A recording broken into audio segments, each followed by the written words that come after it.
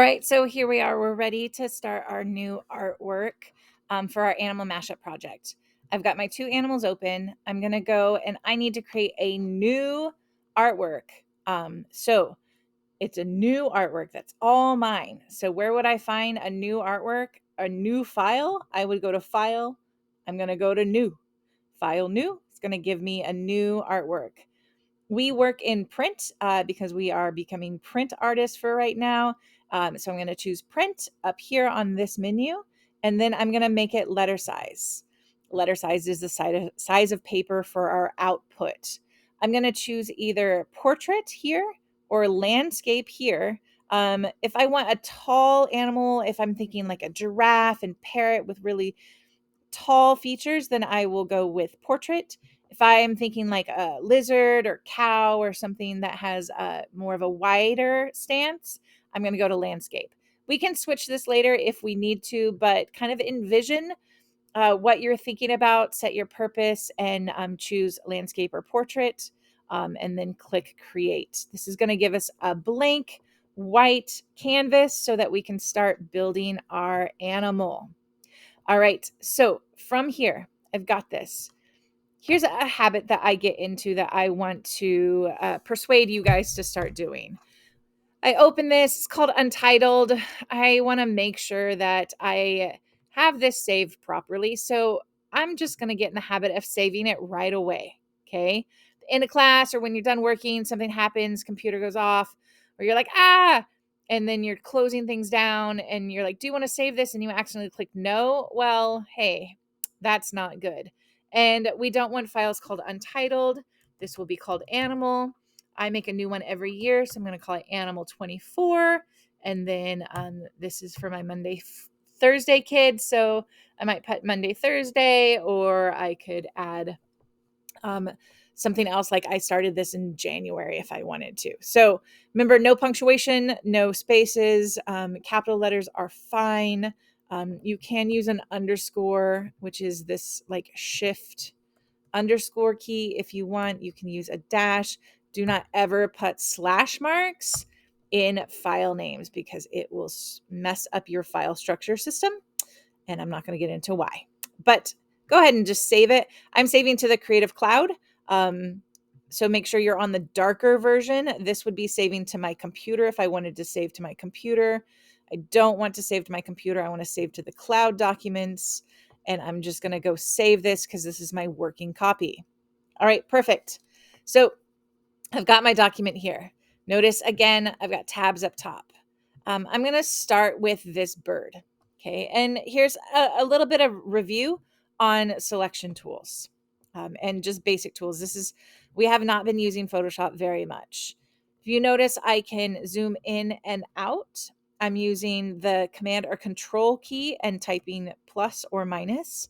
So Control plus minus will scroll you in and out, which is helpful. All right, these three tools up here, up top, these are our selection tools that we have been slowly learning. Oh, remember this rectangle tool we used in our planets? We had that elliptical marquee tool. We had the circle. If I had a rectangle here, right, it's just going to make a rectangle. It's got these dancing ants that go around it.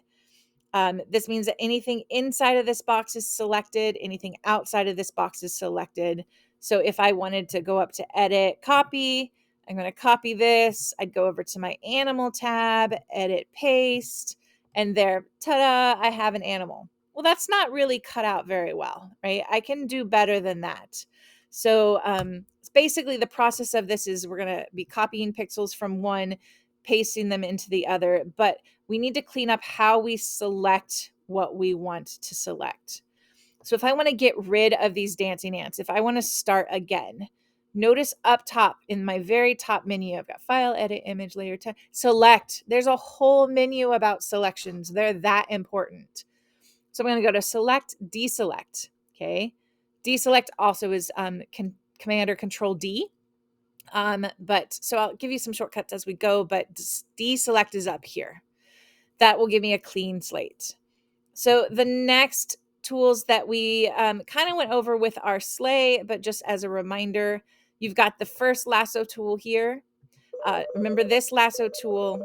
Hold on one second. Let's see if I can pause you. Oh, they quit calling. Must not have been important. Okay, so I have this lasso tool. I'm going to click around, let go, boom. This is an interesting tool. It's not a very clean cut. You're not going to get very clean cuts with this tool. I'm going to actually hide this bar for just a little bit. So lasso tool, not too good. So select, deselect. All right, let's try another one. Polygon lasso tool. This one works. Every time I click the mouse, it's going to lay down a dot. Okay. As I go around and lay down dots, I'm not doing a very good job. Click, click, click. It's very geometric. This is nice for certain things. When I get towards the end, I can try to find the end, or if I just double click, it will finish it for me. And then there, ta-da. Is that a good selection? No, it's not a good selection. That's awful. All right, so let's do better. Select, deselect. All right, this tool here, the magnetic lasso tool. With the magnetic lasso tool, what's going to happen is it works off contrast. Remember, contrast is like the difference between color or value or texture. So as I go around here, I'm not really clicking anything. It is laying down dots as I go. So if I wanted to, I could click and it will lay down a dot if I get to someplace a little tricky and I want to make sure that it goes along. But really, it's like icing the cake. I'm just following the line around the edge, letting the polygon lasso tool ice my cake. I'm going to come around here. I might go ahead and click when I get towards this edge here so it leaves a good line. And I'm going slow to be real careful. I can see there's not a lot of contrast between this white and the white on here. So I'm going to go slow and let it think and be really precise with where I am. With the animal, I'm not quite sure how far down the other animal is going to go. So I'm going to give myself a little bit more space than I think I need. And then I'm going to do this on purpose. If for some reason you get going in the wrong direction, if you click backspace and your mouse is somewhere near where the dot was, backspace, backspace, backspace, backspace, backspace, backspace, I'll get back to going good. Okay. I'm going to do this on purpose just to show you something in a second. And then I'm going to go back to my original dot. Ta-da! So is that a better selection? Yes. Is it perfect? Not yet. Okay. So, oh no. Remember that your best friend is Control Z and it can bring stuff back. All right. So as I'm here, I notice like I've got a chunk here that needs to be fixed. I've got a little chunk here that needs to be fixed. I'm going to trace my eyes around the edge of my selection and I'm going to try to see, did I do a good job? Like I did pretty good. Okay. There was a lot of nice contrast on this bird, but I need to fix these little things. So first you start with a selection and then we're going to start moving into masking. When I talk about masking, if you follow my mouse down here, right underneath my color picker on my toolbar, I'm on the bottom of my toolbar. Right underneath, there is a rectangle with a circle. When I click that, it's going to turn the mask on. Okay.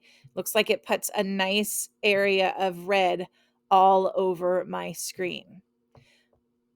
What this is the red shows me what is not selected. What is clear shows me what is selected. Okay. What I can do with a mask in the most simplest terms, I can grab the paintbrush. Okay. Remember, the paintbrush has a lot of different options up here that we've been playing with. I want to click on the brush and I probably want to go back to a very basic general brush. I either have a soft round or a hard round. Okay. Right now I'm going to go to a hard round, which means it's a round brush and the hardness is up to 100%. Okay. I can play with this as I go because I'm going to switch between a hard and a soft brush just by changing the hardness of the edge. But I want to make sure that it is not a fancy galaxy brush or something like that. So I'm going to change my brush. Remember, I can change my brush size. I can do it up here if I wanted to. That's a long way to go to do that. I can either 2-finger click here and I could change that here, or right click and change the size here. The easiest way to change the size of your brush is to use the bracket key. Okay. The bracket key on your keyboard makes your brush bigger and smaller. And I have my preferences set to where it's not showing you right now, but it does make it bigger and smaller. All right, here's the deal. So when I'm on the mask, I want the black and the white to be the blackest black and the whitest white it can be, because I either want to say absolutely no selection or yes selection, to make sure that you get a very dark black. So like this is also, we see all of these colors down here. These could be black, but if you notice, they're not a pure black. Pure black is in the corner, hex code 000000, or 6 of them. If I want to quickly make sure that I have that there, this little black and white tiny box, this icon here is default black and white. The shortcut for default is D on the keyboard. If I just click D, it's going to give me the blackest black and the whitest white. Okay. While we're here, you notice that there is a flip, like that flips the foreground and the background colors. So we will use this in a minute to flip between white and black. And the shortcut to flip is X. Think of like an X crosses in the middle. This crosses and flips them. So if I start with black, just for funny sakes, and I come in here, I'm on the paintbrush. Oh, that's why it's so big. That's why I couldn't see. There it is. So with my brush, if you notice, this is a very hard brush. Every time I click it, I'm laying down a red dot. If I had a soft brush, if the hardness was toned down, notice the difference in my brush. This has a nice feathered soft edge. We'll use that in parts, and we're going to use a hard edge in parts. All right. Check out what happens when I add these on a mask and then I turn the mask off. It is going to add selections where I added that red mask. So if I needed to get rid of these, I would flip to white in the front, and white is actually going to take away the red, which is taking away the selection. So while I'm here, I want this to be a hard brush because I want a nice hard edge over here around the edge of my bird for right now. So I'm going to give a nice hard edge on this. I'm going to come around here, maybe clean that up a little bit. Notice I need to clean this little thing up. I'll clean this up right now too. I need to flip back to black. This is where, using the keyboard shortcut of X, as I'm working, I can just play the keyboard as I'm using the mouse or the trackpad, and I can easily come around here and clean up, make sure I'm on black. If I want to come over here, clean up my selection. All right, down here, I'm going to need to clean that up a little bit. If you're cleaning and you don't have really good mouse skills yet, and you kind of end up doing something like that, that's fine. Just flip back to white. And then now that I have white, I can go back here and do this. As I was learning, I learned to you take in a little bit, take out a little bit, take in a little bit, take out a little bit.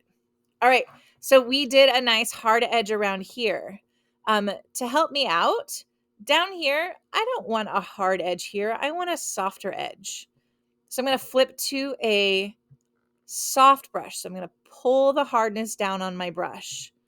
I'm going to come over here and I'm going to paint in with white, and it's going to really just kind of soften that edge here, so that if I do end up putting this on top and blending something with it, it'll give me already kind of a nice feathered edge on that edge.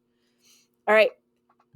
I need to turn my mask off so that I can then come back and copy this and paste it into my animal. So make sure that you've turned your mask off, give it one last look, go up to edit, go to copy, come over here to animal, edit, paste. Once I get my animal in here, notice it's in its own layer. I'm going to be a good designer and I'm going to label it as parrot. I want to move this. I can go to the move tool, the top tool in the toolbar. I can move this kind of over here where I think it might be. I can go to edit, free transform, Command Control T is the shortcut, and I can make it bigger. I can rotate it. Notice when you do start making things bigger, it does look like it's getting really pixely. It'll actually clean itself up when you click enter. So don't be afraid that you got like a 72 ppi image or something too small. Click enter, see what happens. If you have a pixely image, I don't want pixely images. That means you did not click large images on your casting, animal casting, and you picked the wrong animal. So you'll have to go back, get a different animal. So this is where I'm going to start. I'm going to start with this animal, and then I'm going to just start basically adding other animal parts. This other animal I want to show you, this one is a red panda. I want to grab, maybe I'm going to grab the foot just for now. I might not use it, but this is different. So this is a slightly different selection when we deal with furry things, and you're all going to have something furry. So take a minute, take a deep breath. Let's do this again. Let's learn a little bit about the mask, and then you've got some time to go and start building your animal before we get back together. So same thing. I'm going to start out with a magnetic lasso tool. I'm going to come around here. I'm going to take his foot as best I can. It's going to come around here. I can kind of go around the whiskers because I can always, I can play with them later if I want to. And then come back. All right, there we go. Perfect. Yay. I'm able to zoom around on my computer because I'm on a trackpad.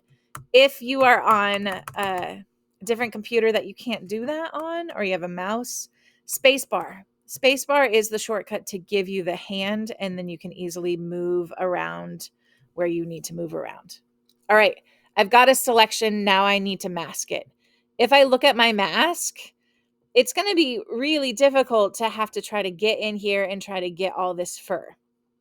Luckily, Photoshop's going to help us out. So I can either turn the mask on here if I want, or I can go up to the select menu and I'm going to go select and mask. Okay. This is going to open up the select and mask window over here. Okay. It also gives me select and mask options up here on top, and it gives me select and mask options over here on the side. Okay. So once I'm here, just the first, let's just do the easiest way. Easiest way, if I go to refine hair, it's going to refine the hair. Look at that. Straight, quick, refine hair. But I want to dig down a little bit deeper. So I'm going to come over here, and there's a couple things I can do.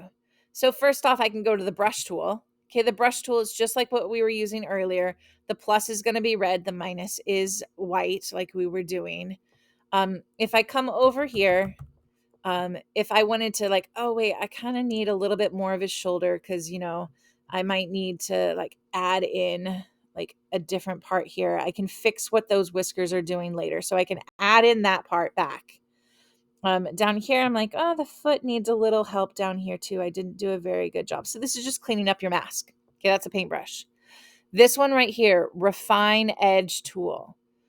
If I click on the Refine Edge tool, that's the second one in there. Okay. I wonder if it matters if I have a fuzzy edge or a soft edge. I'm going to go with the fuzzy edge anyway, because it's kind of what I'm thinking I need. And I'm on adding red. So if I come in here and I paint, notice this is not red. Here's the thing. I can come over here to view. If I go to overlay, it's kind of the way we're getting kind of used to seeing this. If I go over here, then I can see the red, And as I click and drag my paintbrush, adding, maybe it needs to be hard brush. What is wrong with, I think it's fine. Let's see what happens. When I did this before, it gave me like a red line that was showing me what I was doing. Maybe it's because I have that clicked. Yeah. So as I go through here, notice it's kind of clearing things out and then bringing the hair back up into there. So I'm going to go right around the edge and I'm going to clean up. I can go in here too. Looks like this is, I need to go back and paint this in. Oops. Wrong color. Okay. So when you're in here, it's the plus and minus. All right. So I'm going to go back to the RefineEdge. I just jumped to the actual paintbrush. Back to RefineEdge. I'm going to go around the edge. Just give myself, I'm even going to go around the foot a little bit to give myself a little bit of furry edge here because this whole thing is furry. I can even then come out here and some of these longer branches of fur, I can say, hey, try to get that. Try to get that. Try to get that one. I can pull out a little bit. I can go to like minus on some of these and I can pull that back in a little bit and try to clean that up. So what's going to happen when I do this, I have to click OK. When I click OK, it's going to lock my selection in. Oh my gosh, look at that selection. There's no way that you could have gotten that selection without using RefineEdge. And from here, I'm going to go edit, copy. I'm going to pop over to my animal, edit, paste. Ooh, so pretty. I do have a little bit of stuff around the edge that I can go in with the paintbrush. The eraser. And I want to make sure that it's a fuzzy edge eraser. I can see up top here. I can see it's a fuzzy edge eraser because I can see the sides of it. I can come in here and I can go around. That foot looks kind of funny. I wonder if I refined it too much. But actually, this part looks pretty good up here. It's very, very fuzzy.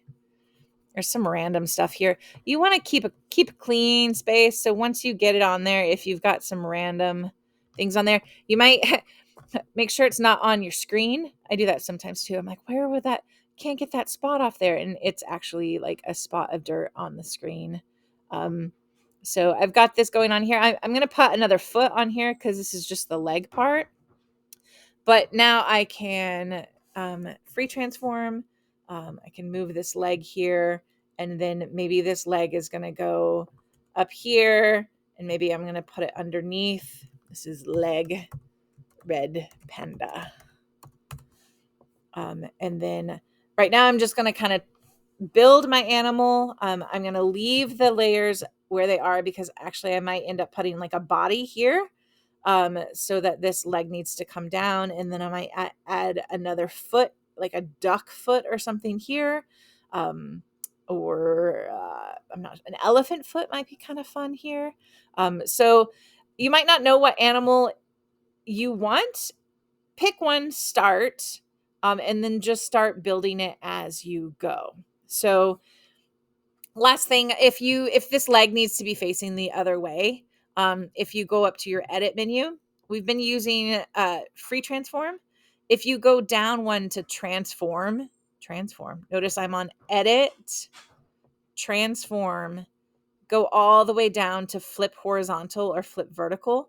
Flip horizontal is going to flip on the horizon line. So then if you need it facing a different direction, you can face your animal a different direction if you want. Remember, Control Z is your best friend, take you back step by step.